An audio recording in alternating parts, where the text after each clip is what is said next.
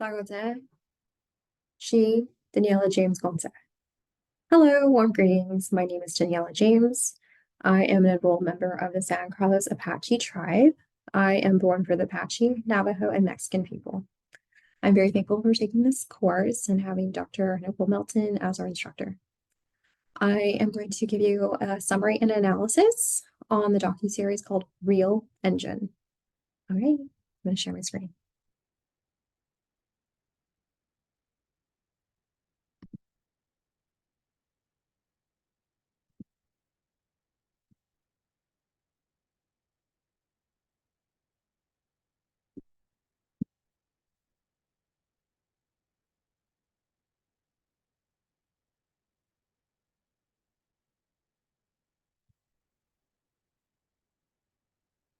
Here we have cover art for Real Injun. I really like how they have the old school billboard for the movie.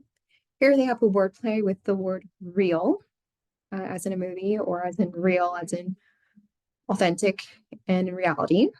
Injun, I'm trying to wonder how they picked this spelling, but as anyone might not know, Injun is a very derogatory term currently. Historical context, it was probably still derogatory. Here's another picture for their cover art. I find this a little bit more therapeutic.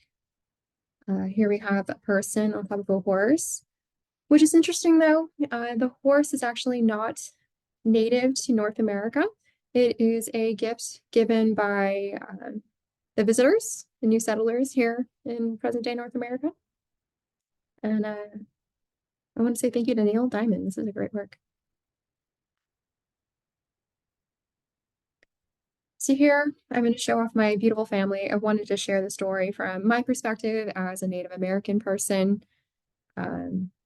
This is some of my family in Arizona.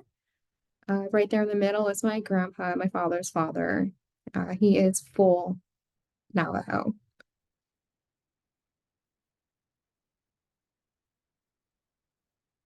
And to show some fun, I volunteered in New Mexico 2 summers ago for a Native American fashion show, along with film screenings and some other beautiful pieces. There was a wide array of Native American Indigenous people, and here I got to meet Wes Studi. He is a very famous actor, not just in the Native world, and he just got an Academy Award, I believe this year or last year. Real Injun takes an entertaining and insightful look at the Hollywood Injun, exploring the portrayal of North American natives throughout the history of cinema. Here's my analysis on the documentary, Real Injun. For the summary of the documentary, Real Injun, it's a thought-provoking documentary that explores the complex and often problematic portrayal of Native Americans throughout the history of cinema. It is directed by Neil Diamond. The film takes viewers into a beautiful journey through America's heartland and into the Canadian North. And it examines how Hollywood's depiction of an Injun is the world's understanding and misunderstandings of Indigenous people. For decades, the American film industry portrayed hostility to Native Americans, which in turn created prejudice and discrimination to the global world. Natives in the film started as entertainment to captivating savages, to the perspective as an enemy, and then actually throughout much time, they're now seen as human. Natives in film are beautiful. Here in Real Injun, the people created a hard reality heads-on by exposing the documentary in discriminatory practices in the film industry. For instance, in early films, Native extras were not paid often. Instead, they were given alcohol and tobacco. In the insights influenced by the film, here are some myths. Again, these are just the myths. Native Americans are stoic. That's myth. Number two, in 1930, Native American population declined. That is not entirely true. The The bigger broad myth of that is that Native American populations were going to become extinct. That is not happening. I'm here. So there was a lot of popularity to capture Native Americans on film before they died off. Number 3, all, quote, Indians, end quote, are from the plains area wearing buckskin, feather, and headbands. In reality, each nation and tribe is different. They have different clothing, they have different food sources, they have different environments. They are all different. Overall, Native people, they're quite humorous. Native population, I think, seems to be declining by the American government forcing tribes and nations to have a blood quantum law. Native people are the only culture where someone's genetic makeup is regulated. Blood quantum is genocide. It needs to stop. There's just so much battle with blood quantum. Natives are all over the United States.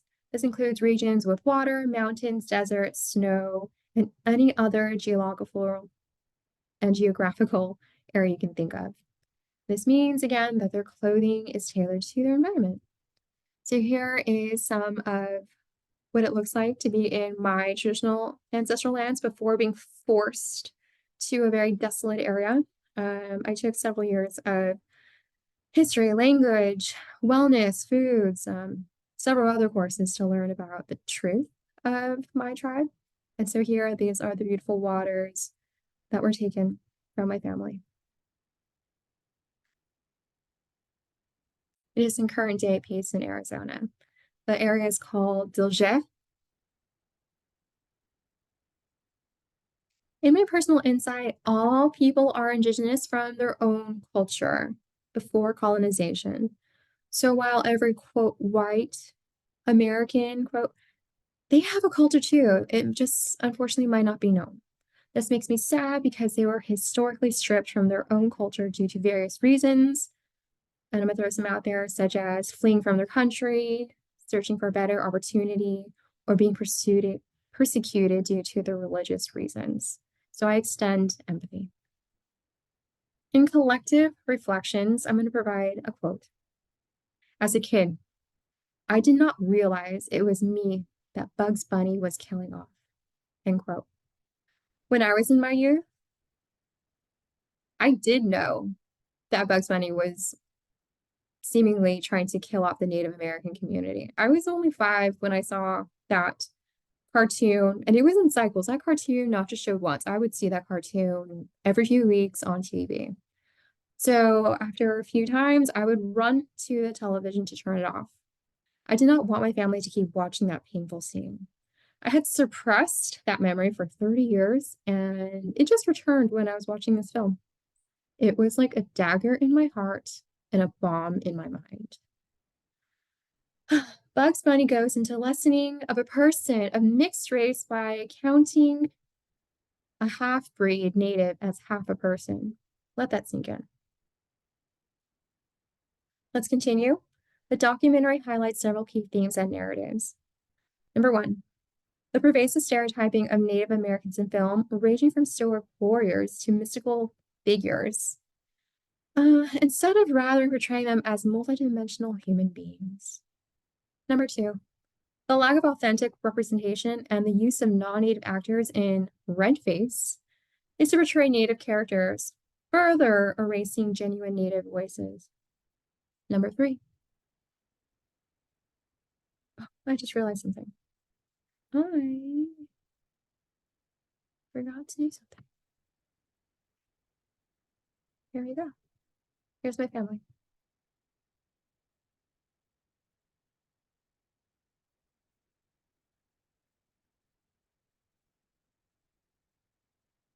Number 3, the real world impact that these cinematic myths had in perpetuating prejudice, discrimination, and the marginalization of Native communities. Number 4, the emergence of Native cinema and filmmakers who are reclaiming their narratives and providing more respectful portrayals. Number 5,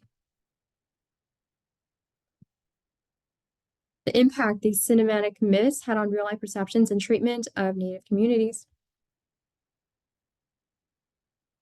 Number six, the resilience and resistance of Native peoples in the face of misrepresentation.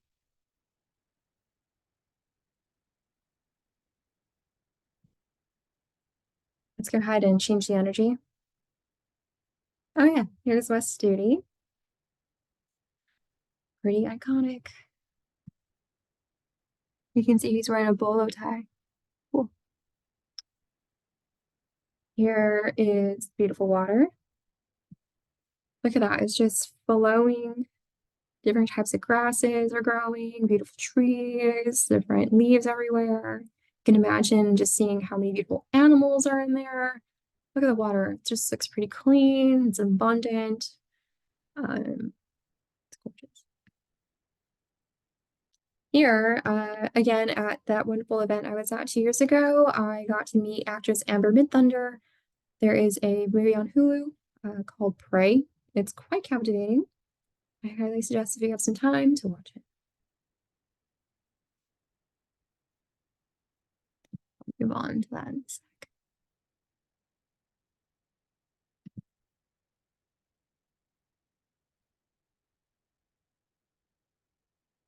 In narratives, Disney's Pocahontas depicts her as a woman, but in real life, she was 9 years old when she met John Smith. Disney made Pocahontas a part of American culture, not part of Native American culture.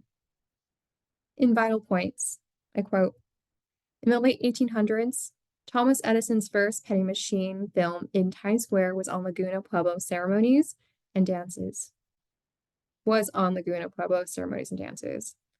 Those were the first movie images, end quote. Could you imagine the first film ever had Native American indigenous people? Fascinating. Notable moments. In the 1970s, movies showed non-Native people defending Native American people, issues, and humanity. So in the beginning, there was Bugs Bunny being quite harmful to the Native Americans, and throughout time, in the 1970s, people became more kind to Indigenous people on film, which in turn made people over the United States more kind to Native Americans. And as I continue in notable moments, I want to reflect that I was sad that the voice of the movie,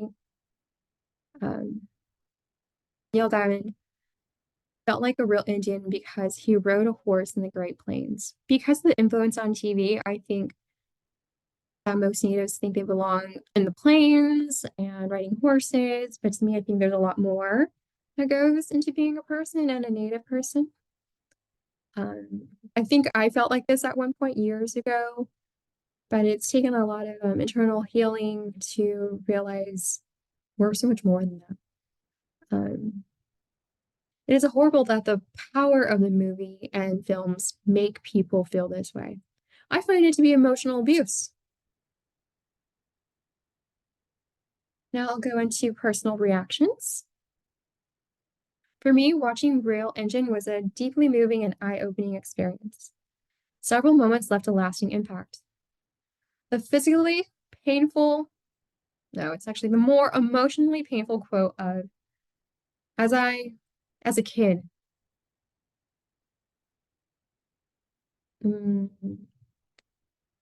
with the one with the Bugs Bunny, it struck a chord because it made me reflect on the painful normalization of violence against Native Americans in media.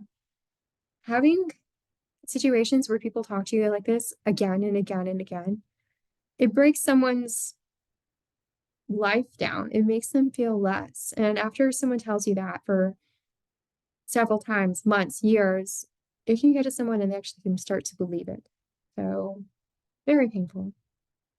Another insight reflection is that the montage of clips showing Native characters being killed on screen, it highlights the dehumanization violence that has been normalized in Western films.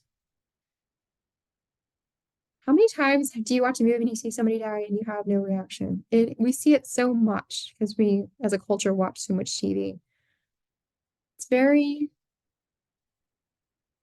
shocking. It's sad that it's now normalized. The next one I want to move into is the powerful words of the native filmmaker. Quote, you don't have to be, you don't have to make representations of native people. We are not asking for that. We are not asking to be noble or righteous. We are asking to be human. End quote. This encapsulates the heart of the issue of the need for multidimensional representation. These moments, among others, drove home the urgency of these issues the documentary addresses and the need for greater awareness and action. In reflection of perspectives to my prior to watching Real Engine, I had a general awareness of the misrepresentation of Native Americans in media. However, the film deepened my understanding of the extent and impact of this issue. It also deepened my understanding of just how extensive and damaging this misrepresentation has been.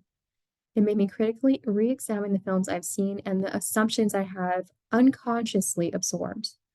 The documentary validated my belief in the importance of authentic storytelling and the power of representation. It validated my belief in the necessity of diverse voices in media. It reinforced my view that the entertainment industry has a responsibility to challenge harmful stereotypes and amplify diverse voices. I found some impactful quotes. Number one, we will never be able to change the fantasy of what Native Americans are. This quote encapsulates the nature of the stereotypes perpetuated by Hollywood. Number two, being Indian was cool and lucrative again. End quote. This commentary on how Native identity has been appropriated by the film industry.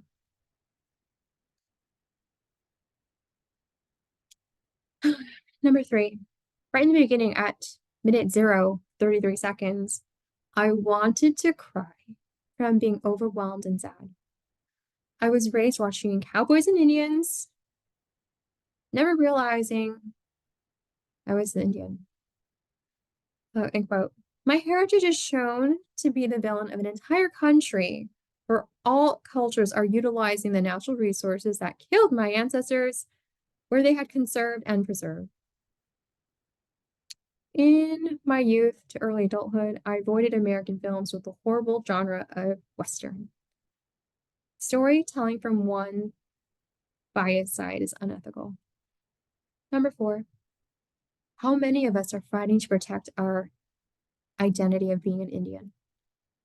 600 years ago, that word was not a thing. We are older than the concept of being Native American.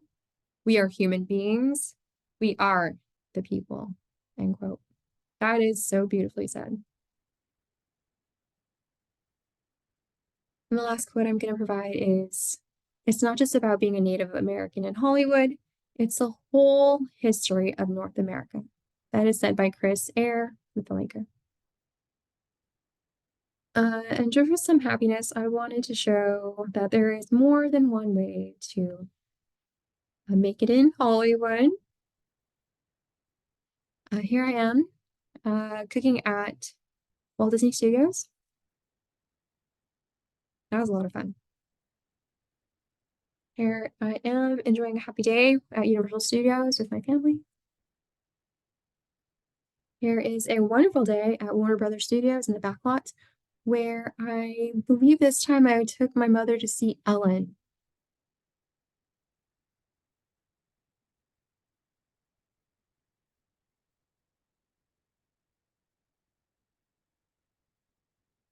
Thank you so much. I had a wonderful time putting this review together.